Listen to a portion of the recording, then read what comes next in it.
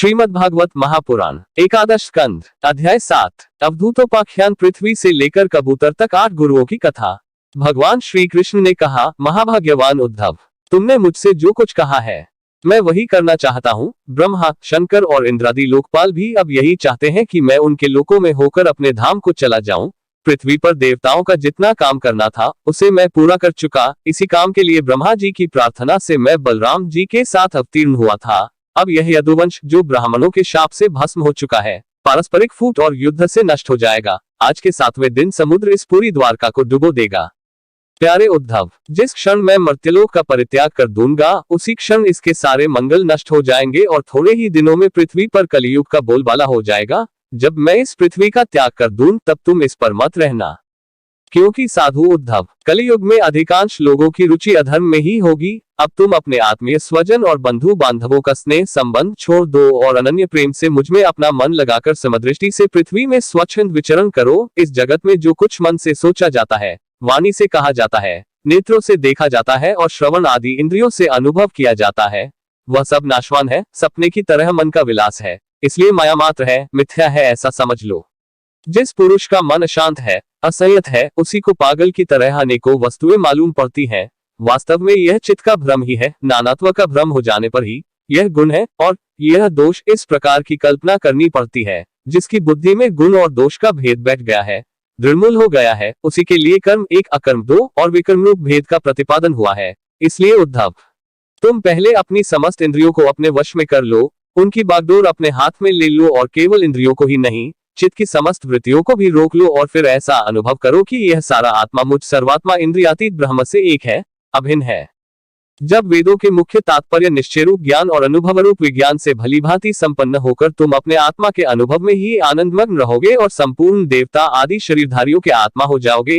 इसलिए किसी भी विघ्न से तुम पीड़ित नहीं हो सकोगे, क्योंकि उन विघ्नों और विघ्न करने वालों की आत्मा भी तुम ही होंगे। जो पुरुष गुण और दोष बुद्धि से अतीत हो जाता है वह बालक के समान निषिद्ध कर्म से निवृत्त होता है, परंतु दोष बुद्धि से नहीं। वह विहित कर्म का अनुष्ठान भी करता है, परंतु गुण बुद्धि से नहीं। जिसने श्रुतियों के तात्पर्य का यथार्थ ज्ञान ही नहीं प्राप्त कर लिया बल्कि उनका साक्षात्कार भी कर लिया है और इस प्रकार जो अटल निश्चय से संपन्न हो गया है, वो समस्त प्राणियों का हितैषी सुहृद होता है और उसकी वृत्तियां सर्वथा शांत रहती है। वह समस्त प्रतीयमान विश्व को मेरा ही स्वरूप आत्मस्वरूप देखता है, इसलिए उसे फिर कभी जन्म मृत्यु के चक्कर में नहीं पड़ना पड़ता। श्री सुखदेव जी कहते हैं, परीक्षित, जब भगवान श्री कृष्ण ने इस प्रकार आदेश दिया तब भगवान के परम प्रेमी उद्धव जी ने उन्हें प्रणाम करके तत्वज्ञान की प्राप्ति की इच्छा से यह प्रश्न किया। उद्धव जी ने कहा, भगवान, आप ही समस्त योगियों की गुप्त पूंजी, योगों के कारण और योगेश्वर हैं। आप ही समस्त योगों के आधार, उनके कारण और योग स्वरूप भी हैं। आपने मेरे परम कल्याण के लिए उस संन्यास रूप त्याग का उपदेश किया है, परंतु अनंत जो लोग विषयों के चिंतन और सेवन में घुल मिल गए हैं, विषयात्मा हो गए हैं, उनके लिए विषय भोगों और कामनाओं का त्याग अत्यंत कठिन है। सर्वस्वरूप उसमें भी जो लोग आपसे विमुख हैं उनके लिए तो इस प्रकार का त्याग सर्वथा असंभव ही है, ऐसा मेरा निश्चय है। प्रभो, मैं भी ऐसा ही हूँ। मेरी मति इतनी मूढ़ हो गई है कि यह मैं हूँ, यह मेरा है, इस भाव से मैं आपकी माया के खेल, देह और देह के संबंधी स्त्री, पुत्र, धन आदि में डूब रहा हूँ। अतः भगवान, आपने जिस संन्यास का उपदेश किया है उसका तत्व मुझ सेवक को इस प्रकार समझाइए कि मैं सुगमता पूर्वक उसका साधन कर सकूं। मेरे प्रभु, आप भूत, भविष्य, वर्तमान इन तीनों कालों से अबाधित एक रस सत्य हैं। आप दूसरे के द्वारा प्रकाशित नहीं, स्वयं प्रकाश आत्मस्वरूप है। प्रभु, मैं समझता हूँ कि मेरे लिए आत्मतत्व का उपदेश करने वाला आपके अतिरिक्त देवताओं में भी कोई नहीं है। ब्रह्मा आदि जितने बड़े बड़े देवता हैं वे सब शरीराभिमानी होने के कारण आपकी माया से मोहित हो रहे हैं। उनकी बुद्धि माया के वश में हो गई है। यही कारण है कि वे इंद्रियों से अनुभव किए जाने वाले बाह्य विषयों को सत्य मानते हैं। इसलिए मुझे तो आप ही उपदेश कीजिए भगवान। इसी से चारों ओर से ढकों की दावाग्नि से जलकर और विरक्त होकर मैं आपकी शरण में आया हूँ। आप निर्दोष देश काल से अपरिच्छिन्न, सर्वज्ञ, सर्वशक्तिमान और अविनाशी वैकुंठलोक के निवासी एवं नर के नित्य सखा नारायण है, अतः आप ही मुझे उपदेश कीजिए। भगवान श्री कृष्ण ने कहा, उद्धव, संसार में जो मनुष्य, यह जगत क्या है, इसमें क्या हो रहा है इत्यादि बातों का विचार करने में निपुण है, वे चित्त में भरी हुई अशुभ वासनाओं से अपने आप को स्वयं अपनी विवेक शक्ति से ही प्रायः बचा लेते हैं। समस्त प्राणियों का, विशेषकर मनुष्य का आत्मा अपने हित और अहित का उपदेशक गुरु है, क्योंकि मनुष्य अपने प्रत्यक्ष अनुभव और अनुमान के द्वारा अपने हित अहित का निर्णय करने में पूर्णतः समर्थ है।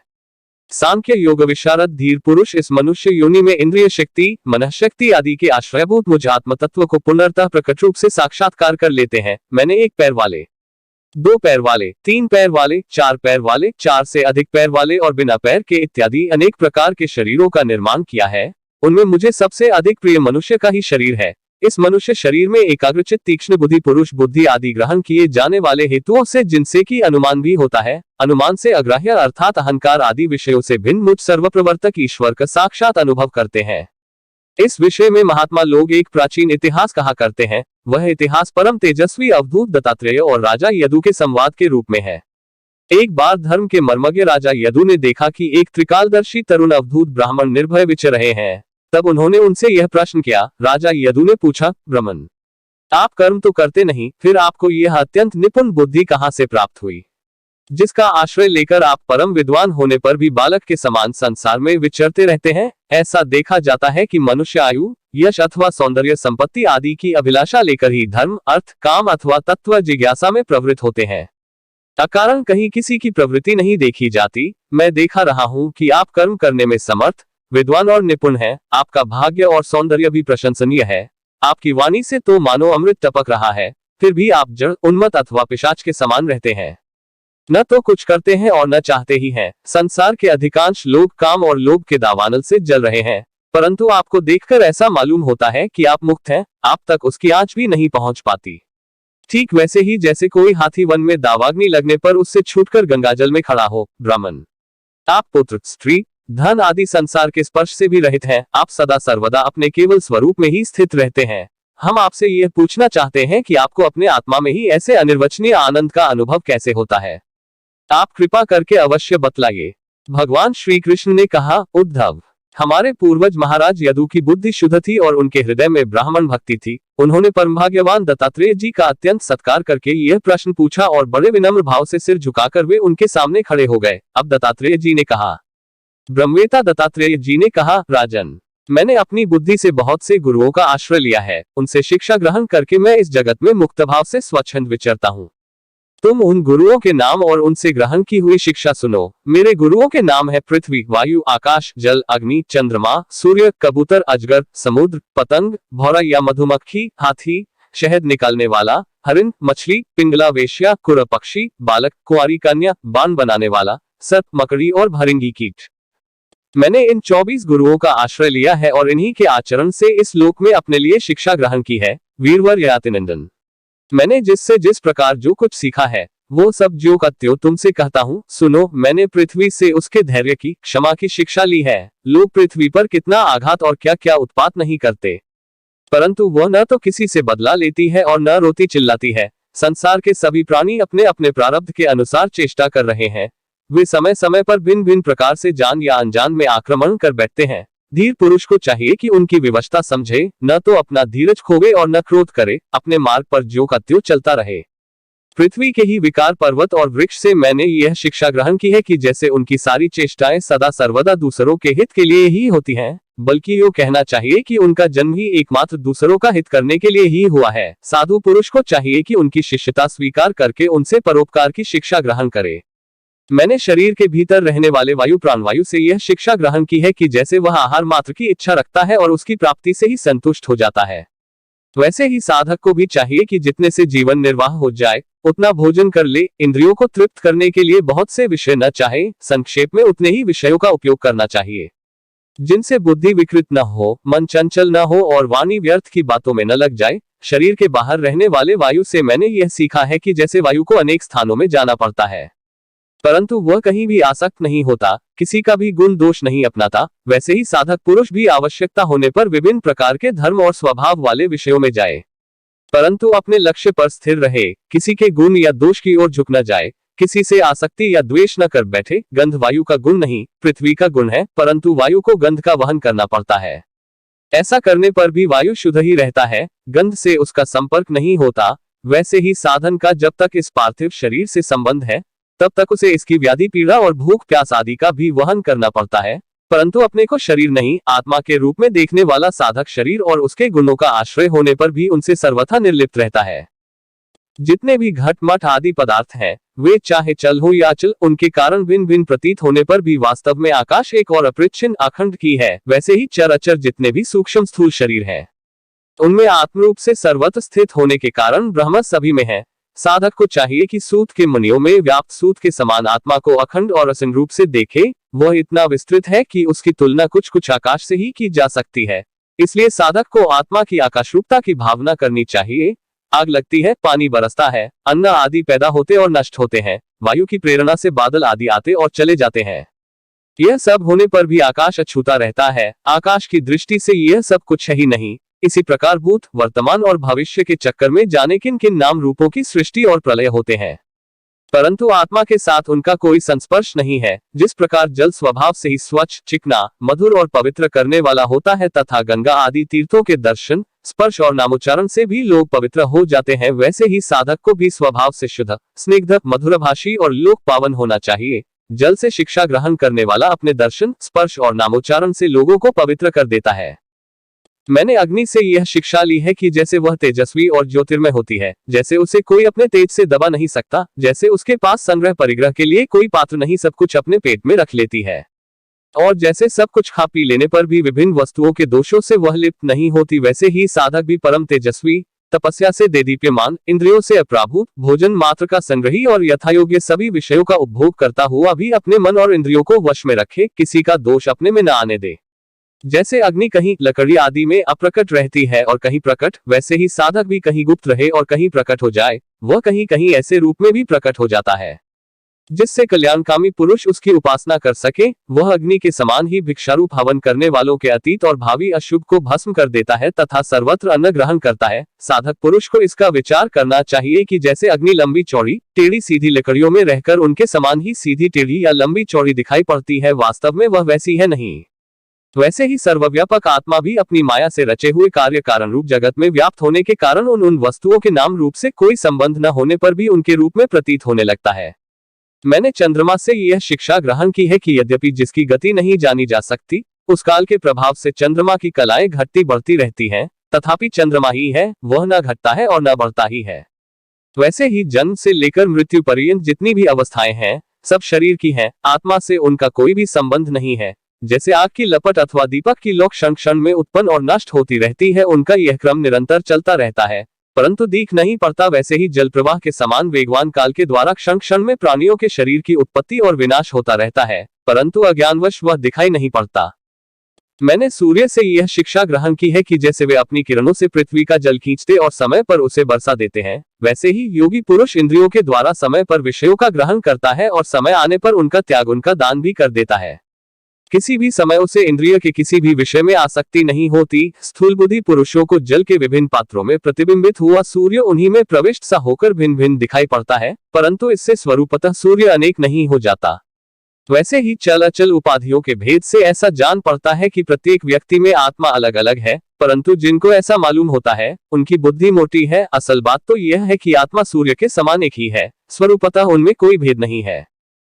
कहीं किसी के साथ अत्यंत स्नेह अथवा आसक्ति न करनी चाहिए, अन्यथा उसकी बुद्धि अपना स्वातंत्र्य खोकर दीन हो जाएगी और उसे कबूतर की तरह अत्यंत क्लेश उठाना पड़ेगा। किसी जंगल में एक कबूतर रहता था। उसने एक पेड़ पर अपना घोंसला बना रखा था। अपनी मादा कबूतरी के साथ वह कई वर्षों तक उसी घोंसले में रहा। उस कबूतर के जोड़े के हृदय में निरंतर एक दूसरे के प्रति स्नेह की वृद्धि होती जाती थी। वे गृहस्थ धर्म में इतने आसक्त हो गए थे कि उन्होंने एक दूसरे की दृष्टि से दृष्टि, अंग से अंग और बुद्धि से बुद्धि को बांध रखा था। उनका एक दूसरे पर इतना विश्वास हो गया था कि वे निःशंक होकर वहां की वृक्षावली में एक साथ सोते, बैठते, घूमते फिरते, ठहरते, बातचीत करते, खेलते और खाते पीते थे। राजन कबूतरी पर कबूतर का इतना प्रेम था कि वह जो कुछ चाहती, कबूतर बड़े से बड़ा कष्ट उठाकर उसकी कामना पूर्ण करता। वह कबूतरी भी अपने कामुक पति की कामनाएं पूर्ण करती। समय आने पर कबूतरी को पहला गर्भ रहा। उसने अपने पति के पास ही घोंसले में अंडे दिए। भगवान की अचिंत्य शक्ति से समय आने पर वे अंडे फूट गए और उनमें से हाथ पैर वाले बच्चे निकल आए। उनका एक एक अंग और रोए अत्यंत कोमल थे। अब उन कबूतर कबूतरी की आंखें अपने बच्चों पर लग गईं। वे बड़े प्रेम और आनंद से अपने बच्चों का लालन पालन, लाड़ प्यार करते और उनकी मीठी बोली, उनकी गुटक गूंज सुन सुनकर आनंद मग्न हो जाते। बच्चे तो सदा सर्वदा प्रसन्न रहते ही हैं। वे जब अपने सुकुमार पंखों से माँ बाप का स्पर्श करते, कुचते, भोली भाली चेष्टाएं करते और फुदक फुदक कर अपने माँ बाप के पास दौड़ाते, तब कबूतर कबूतरी आनंदमग्न हो जाते। राजन, सच पूछो तो वे कबूतर कबूतरी भगवान की माया से मोहित हो रहे थे। उनका हृदय एक दूसरे के स्नेह बंधन से बंध रहा था। वे अपने नन्हे नन्हे बच्चों के पालन पोषण में इतने व्यग्र रहते कि उन्हें दीन दुनिया, लोक परलोक की याद ही न आती। एक दिन दोनों नर मादा अपने बच्चों के लिए चारा लाने जंगल में गए हुए थे। क्योंकि अब उन कुटुंब बहुत बढ़ गया था, वे चारे के लिए चिरकाल तक जंगल में चारों ओर विचरते रहे। इधर एक बहेलिया घूमता घूमता संयोगवश उनके घोंसले की ओर आ निकला। उसने देखा कि घोंसले के आसपास कबूतर के बच्चे फुदक रहे हैं। उसने जाल फैलाकर उन्हें पकड़ लिया। कबूतर कबूतरी बच्चों को खिलाने पिलाने के लिए हर समय उत्सुक रहा करते थे। अब वे चारा लेकर अपने घोंसले के पास आए। कबूतरी ने देखा कि उसके नन्हे नन्हे बच्चे उसके हृदय के टुकड़े जाल में फंसे हुए हैं और डैक से चेचे कर रहे हैं। उन्हें ऐसी स्थिति में देखकर कबूतरी के डैक की सीमा न रही। वह रोती चिल्लाती उनके पास दौड़ गई। भगवान की माया से उसका चित्त अत्यंत दीन ढकी हो रहा था। वह उमड़ते हुए स्नेह की रस्सी से जकड़ी हुई थी। अपने बच्चों को जाल में फंसा देखकर उसे अपने शरीर की सुध बुध न रही और वह स्वयं ही जाकर जाल में फंस गई। जब कबूतर ने देखा कि मेरे प्राणों से भी प्यारे बच्चे जाल में फंस गए और मेरी प्राणप्रिया पत्नी भी उसी दशा में पहुंच गई, तब वह अत्यंत डहकित होकर विलाप करने लगा। सचमुच उस समय उसकी दशा अत्यंत दयनीय थी।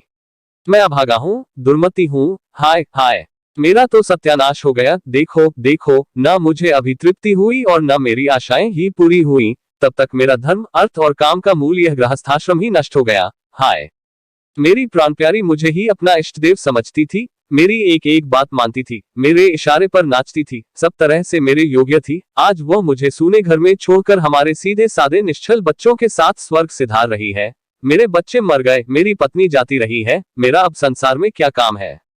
मुझ दीन का यह विधुर जीवन बिना गृहिणी का जीवन जलन का व्यथा का जीवन है। अब मैं इस सूने घर में किसके लिए जीऊं। कबूतर के बच्चे जाल में फंसकर तड़फड़ा रहे थे। स्पष्ट दिख रहा था कि वे मौत के पंजे में हैं, परंतु वह मूर्ख कबूतर यह सब देखते हुए भी इतना दीन हो रहा था कि स्वयं जानबूझकर जाल में कूद पड़ा। राजन, वह बहेलिया बड़ा क्रूर था। गृहस्थाश्रमी कबूतर कबूतरी और उनके बच्चों के मिल जाने से उसे बड़ी प्रसन्नता हुई। उसने समझा मेरा काम बन गया और वह उन्हें लेकर चलता बना। जो कुटुंबी है, विषय और लोगों के संग साथ में ही जिसे सुख मिलता है एवं अपने कुटुंब के भरण पोषण में ही जो सारी सुध बुध खो बैठा है, उसे कभी शांति नहीं मिल सकती। वह उसी कबूतर के समान अपने कुटुंब के साथ कष्ट पाता है। यह मनुष्य शरीर मुक्ति का खुला हुआ द्वार है। इसे पाकर भी जो कबूतर की तरह अपनी घर गृहस्थी में ही फंसा हुआ है, वह बहुत ऊंचे तक चढ़कर गिर रहा है। शास्त्र की भाषा में वह आरूढ़च्युत है।